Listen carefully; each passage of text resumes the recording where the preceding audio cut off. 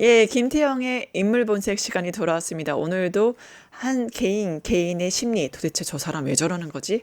낱낱이 밝혀주실 거라 고대하고요. 김태형 심리연구소 함께 소장님, 안녕하세요. 네, 안녕하세요. 오늘도 재밌는 사람들 같이 준비되어 있는데, 그 본방 얘기했던 거 잠깐 얘기해 주시죠. 그건 이따 제가 여쭤볼게요. 네, 네네네. 순서가 있으니까. 성격이 급했네요. 우선은 방금의 그 김성수 대표님과 같이 얘기했던 이슈를 좀 연달아서 얘기를 해보도록 하겠습니다. 이번에 재판 중지법을 두고 네. 5개월 전부터 이제 정청래 대표께서 계속 당론으로, 왜냐하면 김대훈 판사가 이상한 발언을 국감에서 했기 예, 때문에 예. 이제 그거를 추진을 해왔고, 거기서 최근에 강훈식 실장을 통해서 대통령이 스스로 그걸 좀 제지를 했다, 이러한 모양새가 불거지면서 당과 청이 좀 약간 뭐가 문제 있는 거 아니냐, 이러한 우려점이 있는데 어떻게 보셨어요? 뭐 저는 언젠가는 추진해야 될 법이라고 생각합니다. 왜냐하면 사법부를 믿을 수 없기 때문에. 그래서 얘들이 지금 당장은 분위기상 그 이재명 대통령에 대한 재판을 제기한다는 건 있을 수 없는 일이겠죠. 네. 그러나 기회가 오고 때가 오면 약해지면 공격할 거다. 언제든지 그 카드를 쓰려고 할 테니까 언젠가는 하기는 해야 되는데, 시점이 좀 지금은 좀 아니지 않느냐 하는 생각은 들고요. 조금 더 있다 해도 되지 않느냐 하는 네. 생각이 들고, 왜냐하면 지금은 이재명 대통령이 전반적으로 국정 안정을 좀 해나가는 과정, 특히 이번에 위기를 하나 넘었기 때문에 지금 시점은 좀 적긴 아니다, 이런 생각이 좀 들고, 또 하더라도 당정 협의를 통해서 조율을 끝마치고 속전속결로 조용히 화끈하게 해쳐버려야 된다. 이거 가지고 뭐 싸운다든가 또 국민의힘하고 이런 건 좀 피해야 되지 않겠냐 하는 생각이 듭니다. 좀 내란 세력의 척결이라든가 해야 될 정말 시급한 과제에 대해서는 예전에 그 김영삼 전 대통령이 하나회 척결하듯이 좀 속전속결로 슈슈 갔으면 좋겠긴 그렇게 해요. 해야 됩니다. 그렇게 안 하면 못 합니다. 시간 끌면 천천히 하긴 좀 힘들죠.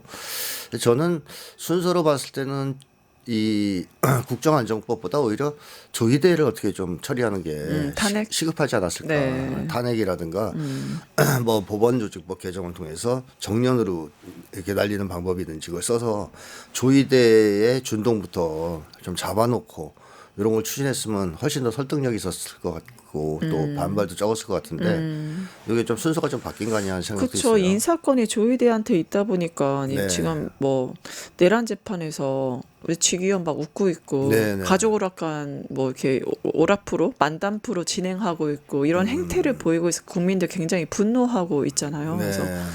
이런 인사권을 가진 자 2027년까지라는데 언제까지 이 행태를 봐야 되는지 좀 걱정이 되긴 합니다. 그래서 조의대 문제, 조기현 문제 같이 뭐 조의대 날리면서 처리가 될 수 있을 것 같고, 네. 그러면서 뭐 특별재판부 네. 도 밀어붙인다든가 네. 그런 게 시급하죠, 사실은 더.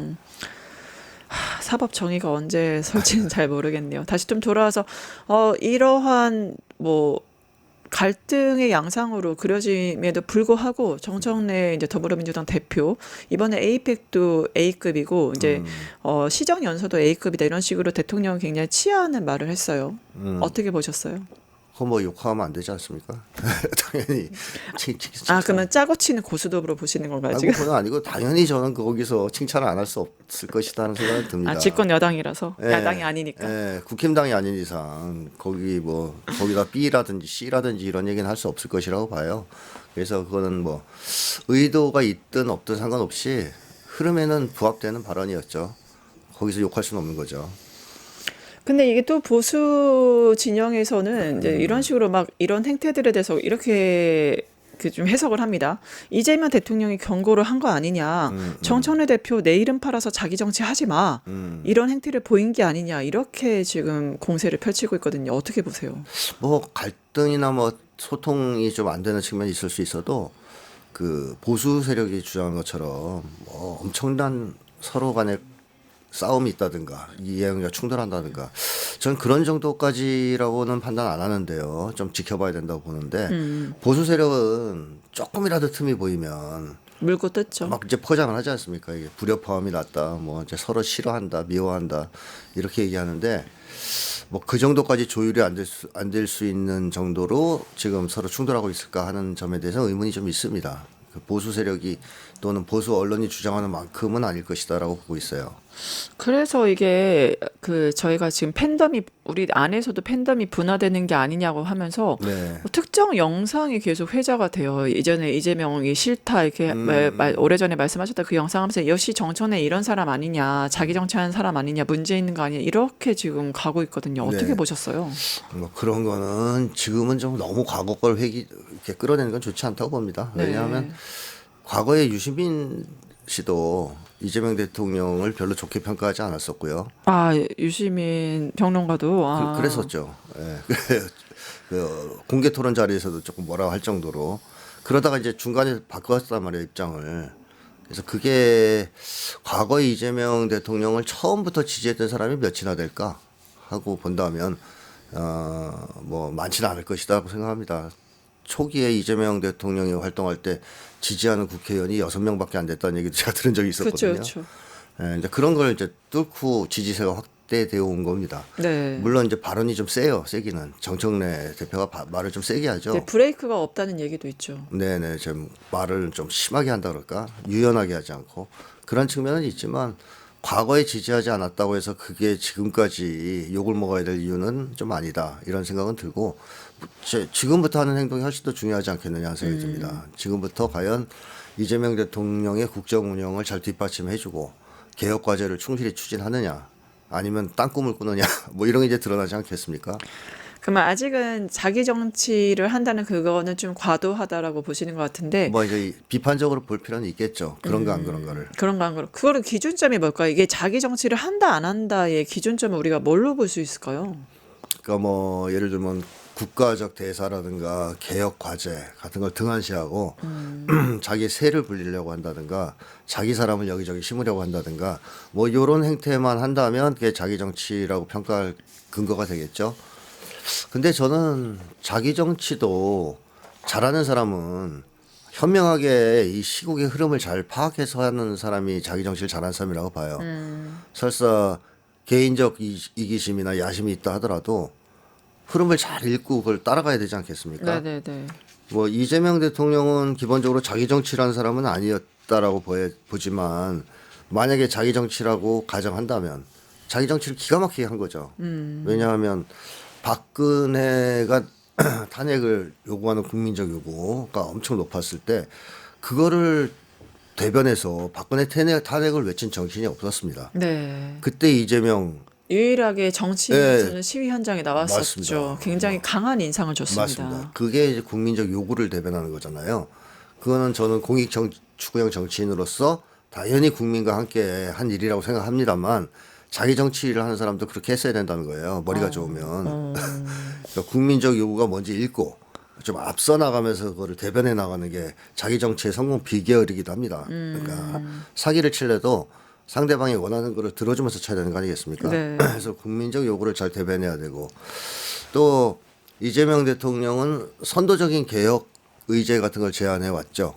뭐 기본소득이 대표적이고 뭐 이번에 대통령 선거 출마하면서는 기본사회라는 어떤 개혁 의제를 제시하고 국가 개혁의 미래 비전 방향 이런 걸 제시했단 말이에요. 이런 게 중요한데 자기 정치하는 사람들이 이런 걸 잘하면 저는 속마음까지 어떻게 우리가 할 수 없으니까 뭐 이기심에서 시작한 것이든 개인적 욕망에서 시작한 것이든 뭐 그 따지지 않고 그 주장하는 바가 옳으면 지지할 수가 있습니다. 네네 그렇죠. 그래서 저는 자기 정치도 그렇게 국민적 요구에 부응하고 시대에 부응하는 또 개혁 과제에 부응하는 그런 자기 정치를 하는 것이 현명하다. 근데 그렇게 하지 않고 멀리 내다보지 못하는 사람들은 그런 것들엔 관심 없고 어떻게 하면 내 지지세를 키울까 뭐 이런 데만 집착하게 되면서 결국 망하거든요. 이낙연이 대표적인 케이스라고 할 수 있죠. 그렇죠. 예. 뭐 시대적 과제를 완전히 외면하고 개혁에 등을 돌린 다음 자기 세력만 키웠단 말이에요. 그 국민들의 엄중한 심판을 받아서 결국에는 지금 거의 이제 퇴비처럼 돼버렸는데 이런 전철을 밟지 않기 위해서라도 자기 정치를 하는 것까지야 뭐 어떻게 할 수 없는데 현명하게 했으면 좋겠다는 생각이 듭니다. 그 막스 베버가 정치인의 이제 직업으로서 소명 얘기하면서 정치인의 3요소, 정치 3요소를 얘기를 합니다. 열정과 책임감, 균형적 판단. 그러면 이재명 대통령은 이 요건에서 어떻게 평가하세요? 이 요건으로 평가를 한다면? 일단 저는 앞선 두 가지가 이제 뛰어나다고 봅니다. 열정과 책임감이 뛰어나다. 예. 그리고 뭐 판단력도 뛰어나시죠. 근데 뭐 굳이 따지자면 공익 추구형이냐 아니냐가 제일 중요하고요. 이게 사익 추구형이냐 공익 추구형이 제일 중요한 게 결정적 순간에 국민을 배신하거든요. 사익 추구형들은. 그래서 결국에는 심판을 받고 그러는데 윤석열도 그런 타입으로 국민 배신형으로 봐야 될까요?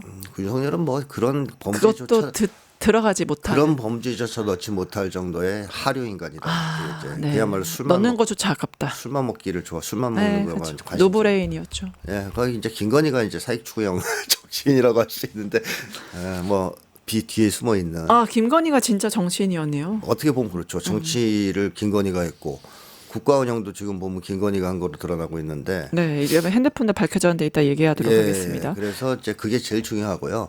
지적 능력은 공익 추구형인데 지적 능력이 떨어지면 이 좀 일이 좀 더뎌요. 잘 진행이 안 돼요. 네. 머리가 나쁘니까. 근데 문제는 이 사익 추구형인데 머리가 좋잖아요. 그러면 그걸 자기 이익을 챙기는 데 써먹으면서 나라를 팔아먹을 수도 있습니다. 그렇기 때문에 굳이 두 가지 중에서 더 중요한 걸 따지라면 저는 공익성이라고 봅니다. 그러면은 같은 요건, 열정과 책임감, 균형적 판단 이게 정치인의 3요소로 봤을 때 정청래 대표는 어떻게 보세요?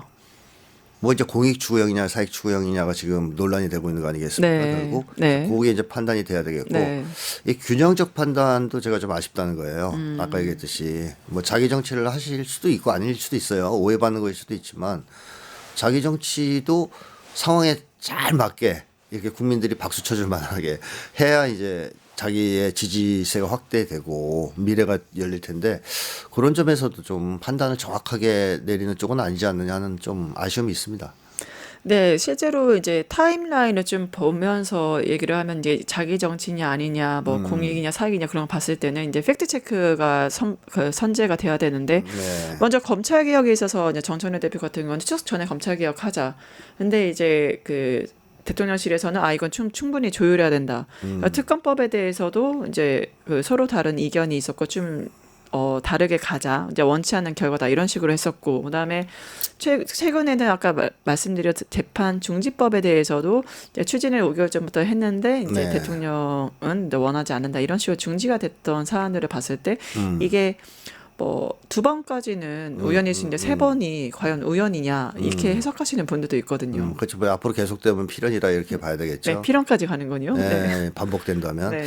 일단 저는 그런 문제가 억울하다고 생각된다면 당정 소통을 좀 강화할 필요가 있다고 봅니다. 뭘 저지르기 전에 네. 시작하기 전에 먼저 소통을 해서 조율을 하고 그 다음에 뭘 추진하는 게 좋지 않겠느냐 하는 생각이 들고 지금 너 내란 뭐 청산을 하겠다고 공언을 하셨는데 못한 거 사실 저는 그게 제일 큰 문제 아니냐는 생각도 들어요. 민주당이 내란 청산, 내란 종식을 정말 잘 하고 있느냐. 내란당과 악수도 하지 않겠다 굳은 결의를 보이시긴 했죠. 그렇죠. 앞장서서 잘 하고 있느냐 하는 거에 대해서 이제 국민들이 답답해 하시는 게 있는 거고. 진짜 할 일이 많은데 또 여기에 대해서 그 최근에 또 유동철 이제 친명계의 돌격대장이라고 얘기하시는 분인데 네. 그분의 컷오프에 대해서 이거는 당원 주권을 말살하는 거다. 이거 뭐 친명 행사 아니냐 굉장히 반발을 하셨어요. 이 현상을 좀 어떻게 보셨어요? 뭐 당사자가 불만을 강하게 제기하고 있으니까 이런 건 좀 재조사를 해야 되지 않겠냐 싶고요. 네. 당내에서. 네. 그래서 정말로 당에서는 근데 엄격한 절차에 의했고 뭐 음주운전 때문이다 여러 가지 그런 뭐 이야기들이 좀 나오긴 했거든요. 그건 뭐 이제 따져봐야 되겠죠. 소명 절차 한 번은 기회를 줄 필요가 있지 않을까 반발하면. 그러니까 뭐 다시 뭐 경선을 치른다는 아니더라도 네. 그 억울함을 들어주고 거기에 대해서 만약에 이거는 잘못된 그 절차에 의해서 기준에 의해서 컷오프된 것이다. 그럴 경우에는 그걸 제고할 수도 있어야죠. 그게 저는 민주정당이라고 생각을 합니다.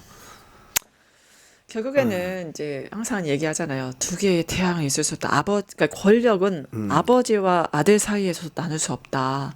하면서 내년 지방선거를 분수령으로 해서 대통령실에서는 자신의 인사들을 나가게 하고 싶고 공천 주고 싶고 당에서는 당의 인사들을 주고 싶고 이게 공천 싸움이 시작된 게 아니냐 이런 해석도 있습니다. 어떻게 봐야 될까요?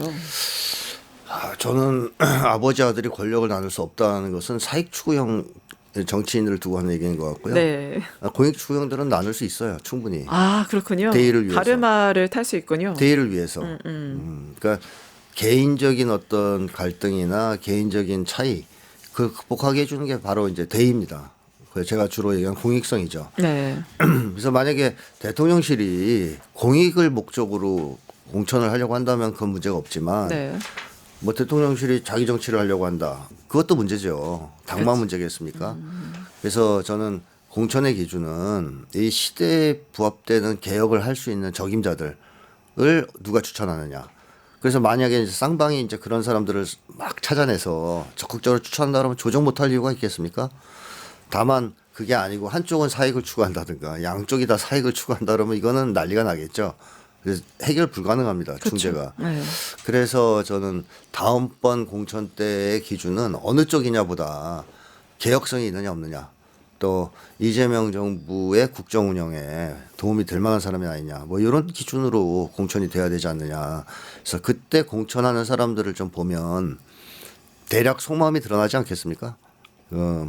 이 사람들은 진짜 나라를 생각하고 국가 뭐 대의를 생각해서 공천을 하는구나 정치를 하는구나 이게 드러나든가 아니면 봐라 저 인간들은 전혀 그런 것과 상관없는 수박 비슷한 인간들만 내보낸다. 네. 이러면 이제 끝나는 거죠. 네. 국민적 판단이 있겠죠. 결국엔 내년 지방선거 국민이 어느 쪽으로 이제 그 민심이 향할지도 네. 당과 이제 대통령실이 어떻게 하냐가 결정하지 않을까 싶긴 합니다. 네. 김건희 한번 가보도록 하겠습니다. 저도 너무 놀랐는데 뭐 당사자 베란다에서 뛰어내리기도 하고 무엇보다 이 3년치의 수백 개의 톡 계엄 직전까지 문자를 이 주고받은 의문의 남성이 나타났다. 판도라 폰이 열렸다. 법당에서 발견됐다. 여러 가지 이슈가 터졌는데 어떻게 보셨어요? 뭐 일단 저는 그 휴대전화를 왜 건진법사 법당에서 발견했을까 하는 게 매우 궁금하고요. 네. 건진법사가 훔친 걸까? 아니면 김건희가 건진법사한테 맡겼는데 그게 들킨 건가? 아니면 그 법당에서 뭔 짓을 하다 흘렸나? 네. 분실했나? 뭐 등등 좀 궁금하고 또 한 가지 법당에서 뭘 하다 흘렸나. 네. 그것도 뭐 상상을 좋은 짓은- 제가 미처 못했는데. 역시. 나쁜 짓이겠죠. 근데 근데 핸드폰에 뭐 애군을 떼준다. 그래서 거기에 있었다. 이런 얘기도 있긴 합니다. 그래요. 애군. 주술적 의미에서. 네.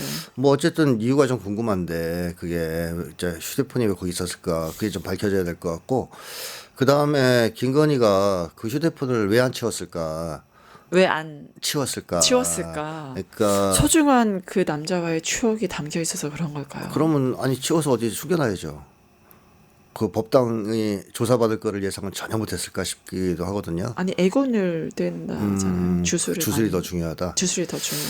근데 어쨌든 이번에 들킨 이 폰으로 뭐 판도라의 상자가 열렸다고 하는데 네, 판도라 폰이라고 하더라고요. 근데 과연 폰이고 하나뿐일까? 더 있다. 그러니까 이게 유일하게 김건희가 그 뭐 쉽게 하면 새로운 남자라든 나쁜 짓을 했든 그게 담겨 있는 유일한 폰일까 과연 아니면 또 있을까? 폰마다 혹시 남자가 다 각기 다른 A C, B C, C C, L부터 다 있다라고 보시는 아니 거죠? 뭐 이제 모르는 거죠 그거를. 그러니까 예. 그 비리를 저지르기 위해서 썼던 범죄를 위해서 썼던 폰이 과연 한 개일까 하는 거예요. 더 있을 수도 있다는 거죠. 네. 근데 그 중에 하나 걸린 거죠 그냥. 근데 이것도 이제 걸려서 판도라라고 하는 건데 네. 쉽게 하면 앞으로 판도라의 상자가 더 있을 수 있고 더 큰 판도라의 상자도 있을 수 있다는 얘기죠. 예, 그 예상하시는 더 큰 판도라의 상자가 뭐예요? 뭐 이제 예를 들어 마약과 관련된 판도라의 상자가 이번에 열린다든가. 백혜룡 행정 얘기했던 그런 네, 거 네, 연계해서 네. 아니면 뭐 이제 더 큰 범죄와 비리가 있는 게 하나 걸린다든가. 뭐 저는 여러 가지 김건희가 벌렸던 것으로 의심되는 사업들 이런 게 있다고 보거든요. 실제로 이게 그 보도 내용을 보면은 이 남성과의 뭐 주가 조작과 관련해서 내용을 그러니까 어떤 일정의 측면에서 주고받은 것도 있지만 다른 해석적 측면 보면은 계엄 직전까지 수백 개의 문자를 주고받는 굉장히 밀접한 사이로 봐야 되는 거 아니냐 이게 뭐 관점이 좀 다양한 것 같습니다. 이게 2013에서 2016년 사이 사용했던 전화기라는데요. 네. 그렇다면 계엄하고는 좀 시간이 많이 떨어져 있지 않습니까? 그러네요. 좀 옛날이죠. 그래서 뭐 최근에 문자를 주고받았던 건 아닌 것 같긴 하고요. 이때가 맞다, 이 이제 보도가 맞다면 뭐 2014년에서 2016년 사이에 사용했던 전화기로 지금 나오고 있거든요. 보도는.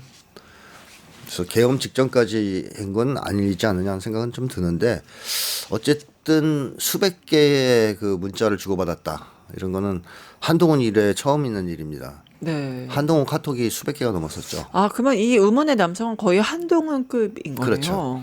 그 정도로 가까운데 네. 이제 한동훈은 가까운 관계가 이제 좀 통속적으로 비하면 한동훈 이제 구두 닦아주는 사람이라고 볼 수 있잖아요. 네, 김건희. 네. 그러니까 이제 그 쉽게 하면 심부름꾼. 그때만 해도 한동훈이 윤석열한테 보였던 자세는 놀라울 정도로 정말 알랑대는 아부하는 모습이었습니다. 네. 제가 한동훈을 처음 봤던 인상을 잊을 수가 없는데, 청문회인가 윤석열이 나왔는데요. 네. 그 옆에 누가 달라붙어서 진짜 그야말로 이제 간신배가 저렇겠구나 싶을 정도로 깍듯하게 또 막 혀 안에 입안에 혀처럼 살살 붙어가지고 그 윤석열을 받침하길래 저는 검사란 생각을 못했어요. 어디서 고용한 비서 정도 되겠다. 윤석열이 그런 식으로 이제 제가 착각을 할 정도로. 윤석열의 비서. 네, 근데 나중에 알고 보니까 그 사람이 바로 한동훈이더라고요.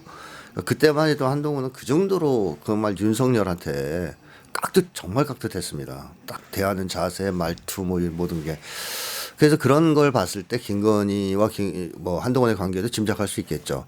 윤석열한테 그 정도라면 김건희한테는 더 했겠죠. 윤석열이 위에 있는 사람이니까.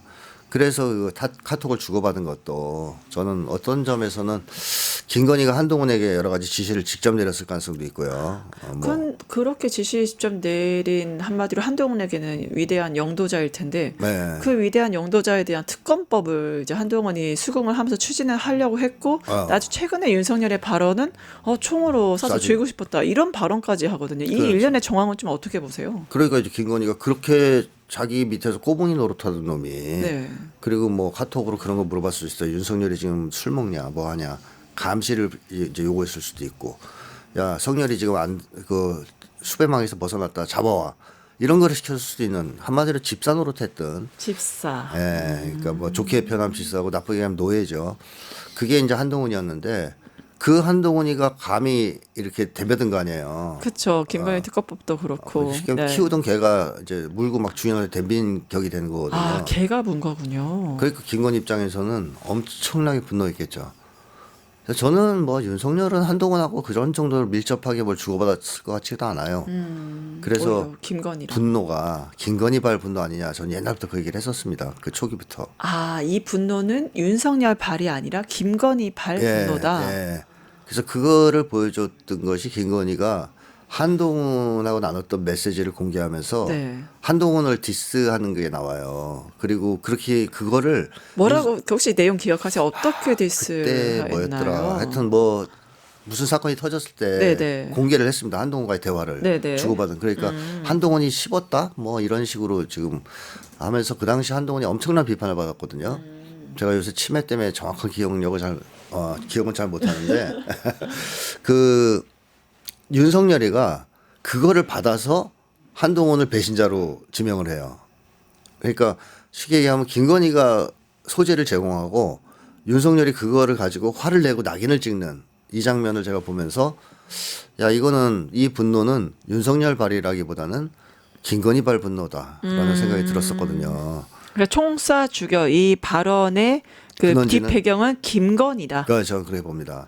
그러니까 김건희가 그렇게까지 미워하면요. 걔는 주인이 싫어하는 사람 보고 짖잖아요. 네. 걔는 주인의 마음을 알고 그렇죠. 주인이 미워하면 걔가 짖는단 말이에요. 그러니까 윤석열도 한동훈을 미워하는 거죠.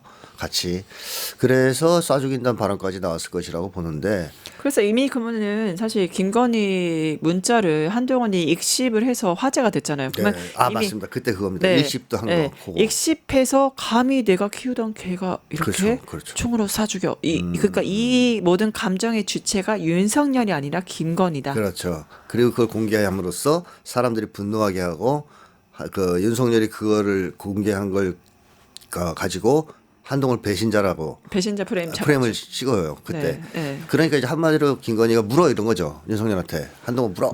이렇게가 이제 윤석열이 물기 시작했다 이렇게 봐야 되는데 자 제가 하고자 했던 얘기의 핵심은 수백 통의 카톡을 주고받는 것은 친밀한 관계, 가까운 관계를 의미하는데요. 한동훈과 좀 결이 다르다는 거예요. 어떻게 다를까요? 한동훈은 주종 관계에서 꼬붕이로서 시킬 일이 많아서 카톡을 많이 주고받았던 것이고 요 사람 지금 언급되고 있는 요 사람은 대등, 좀 발표한 내용을 보면 내민.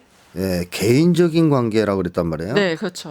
요에 무슨 개인적으로 밀접한 관계. 밀접한 관계. 이게 말을 굉장히 돌려서 했을 것 같은데 혹시 김성훈과의 관계와 유사한 관계를 이렇게 표현한 게 아닐까. 네, 그게 어떤 관계일까요? 뭐 이성 관계라고 할 수 있죠. 아, 그래서 이 특검 쪽에서 대놓고 문란한 사생활 관계다 이렇게 얘기할 수는 없는 거 아니에요. 근데 들여다 보니까 그런 거 많으니까 내용이 사실 그게 맞는 게 체포 직전에 베란다에서 뛰어내렸다. 사실 이게 어느 드라마에서 많이 보는 누가 장면이긴 뛰어내렸다는 하잖아요. 거예요? 김건희가요? 그 남성. 남성이 네. 아. 이미 뭐 사기 전 형사처벌도 많이 받았던 인물이고 네. 체포 직전에 베란다에서 뛰어내리기도 했고 뭐 그게 여러 가지 지금 언론 보도가 나오고 있긴 하거든요. 근데 아시지만 베란다에서 뛰어내린다. 우리가 드라마에서 많이 네. 보는 그 장면 아니겠습니까? 네. 잡히면 큰일 나는 인물이었다라고 볼 수 있겠죠. 네, 그러니까요. 그러기도 하고 또 이게 뭐 보도에 따르면 업계에서 정말 뭐 유명한 인물이다라고 하면서 닉네임이 새 강자 이런 얘기도 나옵니다. 그러니까 어쨌든 김건희가 사귀는 사람이면 악당 중에서도 좀 급이 있는 악당을 사귈 거예요. 내가 새로운 강자다 그 뜻인가요? 뭐 그럴 수도 있겠죠. 그 뭐 닉네임이 그렇게 붙은 이유는 그쪽 업계에서 붙인 거니까 네. 거기서 이제 잘 나가니까 그랬을 텐데 네. 어쨌든 김건희가 이렇게 손을 대는 사람은 일단 외모 기준 충족시켜야 되는 게 하나 있고요. 첫 번째가 외모군요. 네, 근데 윤석열은 거기서 제외입니다. 네, 예외입니다. 근데 왜 결혼했어요? 왜냐하면 검찰총장감이었으니까. 이건 가문의 요구에 의해서 한 거예요. 쉽게 하면 정략 결혼 당한 거죠. 네, 권력을 추구하기 때문에. 그러니까 김건희가 원한다면 결혼하고 싶은 사람은 윤석열이 아니라 김성훈 같은 사람이었겠죠. 그렇군요. 네, 그래서 그쪽인데 근데 남편은 신분 상승의 엘리베이터로 활용을 한 거네요. 근데 제가 볼 땐 김건희 가문 쪽에서 네. 또는 그쪽 범죄 집단에서 아니면 설거지용. 그렇죠. 윤석열이 필요하다. 그러니까. 제가 검찰총장이 될 가능성이 있다. 높다. 우리가 만들면 된다. 검찰총장 잡아서. 그러니까 못생겼어도 쟤다. 그러니까 네가 좀 이번에 눈 딱 감고. 그러니까 범죄를 하면 다 설거지를 깨끗이 해줄 사람이다. 그렇죠. 우리 가문을 이렇게 네, 잘 그렇죠. 돌봐줄 사람, 설거지해줄 사람. 그래서 이제 잡았는데 어라 이게 대통령까지 될 수도 있겠네. 이러면서 이제 간땡이가 부은 거죠. 그래서 그런 과정이라고 보거든요. 그래서 김건희가 진짜로 좋아했던 사람은 전혀 아닙니다. 스타일이. 네, 김건희 진짜 좋아했던 사람 누구예요? 제가 뭐 모르겠어요. 지금 이거 오다가 봤는데 누가 이 회자되는 사람 사진을 올렸던데요. 네, 사진이 있어요. 근데 그게 진짜인지 아닌지 모릅니다. 저도 이제 네. 인터넷에 올라온 거 네, 본 네. 거니까. 근데 저는 김성훈인 줄 알았어요. 처음에. 경호처장 얘기하시는. 네. 너무 비슷하게 생겨가지고 그 두 사람 사진을 이렇게 같이 올렸는데 저는 같은 인물인 줄 알았어 처음엔. 심지어 같은 인물일 줄 알 정도로 굉장히 닮았다. 비슷해요. 쌍둥이 비슷하게. 물론 이제 그 사진이 진짜냐 여부는 앞으로 확인이 돼야 되지만 네.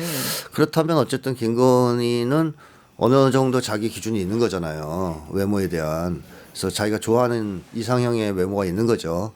그게 이제 김성훈 스타일이지 윤석열 스타일은 아니라는 것이죠. 네. 그리고 김건희는 외모를 중시하는 사람일 수밖에 없어요. 왜냐하면 자기 외모를 중요하게 생각하잖아요. 네. 사람은 뭐든지 그렇습니다. 자기가 중요하게 생각하는 네. 그걸 다른 사람한테도 적용하거든요. 그러니까 내가 돈을 엄청 밝히는 사람이다. 그러면 어떤 사람이 가장 훌륭한 사람이겠습니까? 돈 잘 벌고 돈 많은 사람이 제일 높은 평가를 받는 사람이 되는 거죠. 근데 내가 지적인 걸 굉장히 추구하는 사람이다. 그럼 어떤 사람이 이상형이 되냐? 똑똑한 사람이 이상형이 되는 거죠. 근데 김건희는 보면 외모에 집착하는 사람이잖아요. 옷도 입는 것도 그렇지만 얼굴도 뭐 외모를 증진시키기 위해서 여러 차례 이제 뼈를 깎는 노력을 했단 말이에요. 그러니까 이제 그런 식의 외모에 대한 관심이 큰 사람이라면 당연히 상대방에 대해서도 외모를 가지고 상당한 비중을 두고 평가할 가능성이 높습니다. 남성을 대할 때도 똑같다는 겁니다.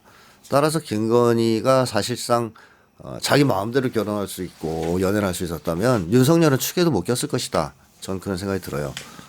한동훈 스타일도 아닌 것 같아요. 보니까. 아, 그러면은 어찌 보면은 약간 비운의 소설 아닙니까? 왜냐면 본인이 진짜 좋아하는 외모 타입도 있고 그 자기 에고도 확실하고 그런 남성상이 있는데 네. 그럼에도 불구하고 집안의 그런 각종 사업을 위해서 이권을 위해서 원하지도 않는 남자랑 결혼했던 집안을 위해 희생당했던 비운의 여인 아닌가요? 뭐 그럴 수도 있겠지만 김건희가 그렇다고 해서 윤석열하고 결혼하고 딴 남자를 안 만났냐? 뭐 그 가능성은 제로 아닙니까? 그렇기 때문에 저는 비운이라고 절대 얘기할 수 없다. 오히려 모든 것을 다 누렸다. 다 누렸다. 예, 불쌍한 건 오히려 윤석열이다 이런 생각이 들어요. 그 윤석열이 이걸 몰랐을까 싶기도 하거든요. 그러면 알았다는 얘기인가요? 뭐 저는 뭐 모를 수가 없다고 봅니다. 같이 살았다면. 알았는데 그냥 묵인한 하시는 거 주인님이 뭐 그러시겠다는데 어쩌겠냐. 아, 우리 주인님께서 나보다 더 훌륭한 분들을 만난다는데 감히 제가 예, 그냥 나만 버리지만 마라 이런 생각으로. 그래서 그 윤석열이가 이 사실을 들었을 때 네. 저는 그렇게까지 놀라지 않을 수도 있다고 봅니다. 이미 알고 있었던 거. 그러니까 정확한 증거로 알지는 못할 수 있어도 보통 같이 살다 보면 느낌이라는 게 있지 않습니까? 네네네. 그건 윤석열이 이미 감을 잡고 있었을 가능성이 있고 그렇다 하더라도 그것을 입 밖에 꺼내지 않고 묵인하고 참고 있었을 가능성이 있고 김건희는 그걸 이용해서 마음껏 자유연애를 했을 수도 있어요. 그게 뭐 이제 윤석열 입장에서는 저 어떻게 보면 이런 사건이 발생할 때 사실은 제일 사실 비운의 인간은 윤석열이라고도 할 수 있죠. 김건희한테 포획당해서 뭐 가스라이팅 당한 거예요. 그렇죠. 15년 넘게 가스라이팅 당하고 그다음에 그 김건희가 계엄 왕이 되고 싶은 그 욕망 때문에 계엄까지 하고 감옥에 갔잖아요. 네. 그럼 이제 그 사이에 이제 김건희 신나게 놀았던 거 아닙니까? 즐겁게. 그러니까 윤석열이는 좀 비운이다 이런 데 얘기를 할 수 있습니다. 바보지만. 근데 김건희는 다 즐겼어요. 제가 볼 때 누리고. 다 누리셨다. 네, 다 누리셨습니다. 예, 우리 다 누리시고 전략가이시고 가스라이팅 너무 잘하는 김건희인데 이제 마지막 시간 관계상 드릴 텐데 지금 되게 전략가의 면모를 보이고 있어요. 부서 청구하려고 아 기억 상실이에요 이러고 네. 아 샤넬 가방 받았어요. 근데 그라파 목걸이는 안 받았어요. 그리고 뭐 아 깊이 사죄드려요. 이것도 결국에는 그 머리 똑똑하고 다 가진 김건희가 보석을 받기 위한 전략으로 이게 심리 상태가 뭡니까? 왜 이래요? 갑자기 왜 샤넬백 받았다고 인정하는 거예요? 뭐 전략가라고 하기에는 어폐가 있고요. 김건희가 뭐 전략을 쓸 정도의 인물은 아니고 그 단어 자체가 아깝다. 잔재주가 뛰어나다. 예, 잔머리 잘 굴린다. 뭐 이렇게 이제 얘기할 수 있겠죠. 잔재주. 예. 뭐 그렇게 뛰어난 전략가였다면 계엄을 실패했겠습니까? 그러면 계엄에 대한 기획자가 김건희라고 보시는 거예요? 저는 뭐 그럴 거라고 봅니다. 윤석열이 아니고? 예, 윤석열 머리에서 그게 나오겠어요? 그 계엄에 대한 아이디어가 그럼 김건희는 계엄을 왜 하려고 했을까요? 왕이 되고 싶었던 거죠. 계엄을 하면 김건희가 왕이 될 수 있어요? 다 죽이면 됩니다. 윤석열이. 그러니까 우리가 이 계엄을 쉽게 생각하는데 네. 수천 명을 죽이려고 했어요. 그렇죠. 영연백 3,000개 얘기 네, 있었죠. 3,000개 만들었습니다. 네. 그럼 3,000명만 죽이겠습니까? 1차가 3,000명인 거예요. 1차가 3,000명이다. 그럼요. 다 죽이는 거죠. 마음에 안 들면. 조금이라도 마음에 안 들거나 반대하거나 하면 다 죽일 생각이었던 거예요. 그런 공포 분위기가 형성됐을 때 네. 김건희한테 권력 이양을 한다. 누가 반대할 겁니까? 그러니까 자기들이 다 할 수 있다고 생각했던 거예요. 저는 심지어 전쟁을 일으켜서 북을 점령해서 그렇죠. 통일 대통령이 되고 그거를 기화로 영구 집권까지 꿈꿨다고 예상합니다. 상당히 말이 됩니다. 왜냐하면 평양 무인기 보낸 거나 여러 가지 전쟁 도발을 수없이 했거든요. 네, 그리고 예전에 그 무슨 목사님 최재형 목사님 최재형 목사님 만나서 샤넬백. 대북 사업 얘기를 하고 막 디올백. 북한 얘기를 막 하고 그러지 않습니까? 네, 그때요. 통일 그때 얘기하죠. 아니 김건희가 북에 왜 관심이 있어요? 왜 관심 있을까요? 먹으려고 그랬던 거죠. 그러니까 시계형. 아, 북을 먹으려고 접수하려고. 네, 전쟁 일으킬 생각이 있었던 거 아니에요. 무인기 보내서. 그리고 얘들 생각은 단순한 게 그렇게 해서 전쟁이 터지면 네. 형님이 가만히 계실 수는 없으니까 형님이라 하면 미국. 알아서 북을 정리해 줄 것이다. 점령하고. 그럼 우리가 들어가서 먹으면 된다. 접수하면 이런 된다. 바보 같은 생각들을 하는 인간들이거든요. 그러니까 자기가 그걸 통해서 북을 도발하거나 어떻게 해서 통일 대통령이 되고. 그럼 북진 통일을 하려고 했던 거네요? 그렇죠.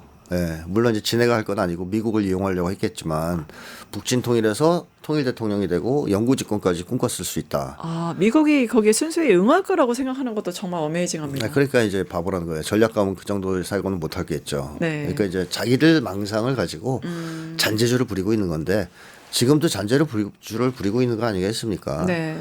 그러니까 뭐 다 부인하자니 빼박 증거가 나오고. 그렇죠. 샤넬백 뭐 네. 직원의 증언 바로 직전에 이렇게 인정했거든요. 네, 그래서 건진법사도 또 법정에서 말을 바꿨어요. 네, 그렇죠. 뭐 어쩔 수 없는 거죠. 그러니까 다 이걸 없다고 부인하기에는. 부인하기에는 이건 무리다. 일부 조금 인정하자. 그래서 이 찔끔 인정한 거 아닙니까? 이게 조선일보조차 거짓말 어디까지 거짓말이냐 이렇게 이제 문제를 얘기. 왜냐하면 여태까지 계속 거짓말을 해왔으니까. 네. 차라리 끝까지 거짓말을 하다가 중형을 받든가. 이렇게 중간에 찔끔 인정하면서 또 좀 있으면 목걸이도 뭐가 나오면 인정할 수 그렇고도. 있어요. 그쵸, 그것도 맞아요. 사과할 수 있어요. 한 2번만 해보십시오. 누가 김건희 말을 믿어주겠습니까? 그렇죠. 재판에서도 굉장히 불리할 겁니다. 그런 점에서 이게 잔대가리라는 거예요. 진짜 머리가 좋으면 처음부터 과감하게 다 쫙 풀어주고 형을 박앤하든가 협상을 하든가 아니면 일관되게 묵비권을 행사하면서 모르겠다고 하든가 이게 노선이 차례난데 괜히 나와서 거짓말 치다 걸리고 뭐 그러다가 막 걸리면 조금 찔끔 인정하고 이러고 있지 않습니까? 그런 거 보면 김건희는 스케일이 큰 사람은 절대 아닙니다. 네, 시각이 굉장히 단기적인 것 같습니다. 거시적으로 보지 못하는. 그래서 재판에서 굉장히 불리할 텐데 앞으로 김건희 재판 또 지켜보도록 하겠습니다. 네. 네, 시간 관계상 김태형의 인물 본색 여기까지 하고요. 지금까지 함께해 주신 소장님 감사합니다. 네. 네, 여러분 오늘 준비한 내용은 여기까지입니다. 잠시 후에 뉴인사 프라임 이어지니까요. 계속 함께해 주시고요. 언제나 전수미의 뉴스 인사이다. 국민의 눈으로 권력을 감시하겠습니다. 내일 6시 50분에 다시 인사드릴게요. 오늘도 좋은 하루 되세요. 감사합니다. 유튜브 구독하고 실시간 채팅과 댓글을 남기시면 매일매일 7천 TTCO를 드립니다. 참여 방법은 통통물 어플을 다운로드하고 회원가입과 로그인을 해주세요. 마이페이지에서 나의 회원 고유 번호를 복사해주세요. 유튜브 구독 후 실시간 채팅이나 댓글창에 고유 번호를 한 번만 입력하면 준비 끝! 지금 유튜브 채팅과 댓글 쓰기 참여하고 실천 TTCO 받아가세요.